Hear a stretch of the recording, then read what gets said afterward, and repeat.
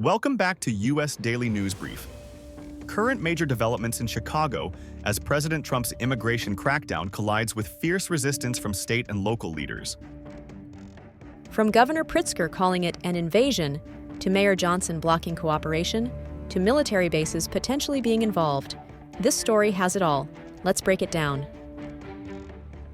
Governor Pritzker denounces Trump's plan as constitutional invasion. Illinois Governor J.B. Pritzker wasted no time slamming Trump's plan. He called it an unconstitutional invasion and accused the White House of bypassing state leadership completely.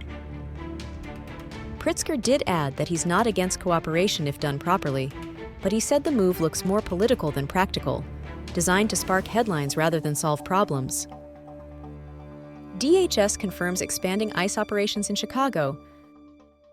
Meanwhile, DHS Secretary Kristi Noem confirmed that ICE operations will be significantly expanded in Chicago. This is part of a broader federal push against sanctuary jurisdictions. So this isn't isolated. It's part of a national playbook, and it's sparking pushback across the country. DoD poised to use Naval Station Great Lakes for enforcement logistics.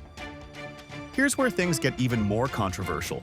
Reports suggest the Department of Defense is preparing Naval Station Great Lakes as a staging site for ICE. That blurs the line between immigration enforcement and military involvement, something critics say is deeply concerning and potentially unlawful. Mayor Johnson fires back with executive order. Chicago Mayor Brandon Johnson signed an executive order blocking local agencies, including the police, from assisting in raids. And he added a twist. Officers are banned from concealing their identities during protests or enforcement actions. He framed it as a defense of civil rights and community trust. Political standoff escalates amid ICE surge plans. This has now become a political showdown. Johnson and Pritzker accuse Trump of weaponizing immigration enforcement just as Chicago's crime rates are declining. They argue that the timing shows it's less about safety and more about politics, with lawsuits likely if deployments move forward. Federal surge mirroring other Democratic cities. Chicago isn't alone. Similar federal enforcement pushes are being reported in Los Angeles and other Democratic-led cities. The playbook looks familiar. Federal raids, local resistance, and a national spotlight on immigration ahead of elections.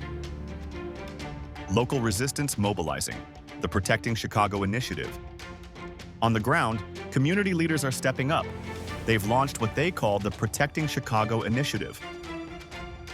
It's all about grassroots defense, educating immigrant families, offering legal workshops, and building citywide awareness before raids start. So here's the bottom line. Chicago isn't backing down, Trump isn't slowing down, and the legal and political battle is just beginning. And as this fight plays out, we'll keep you updated every step of the way.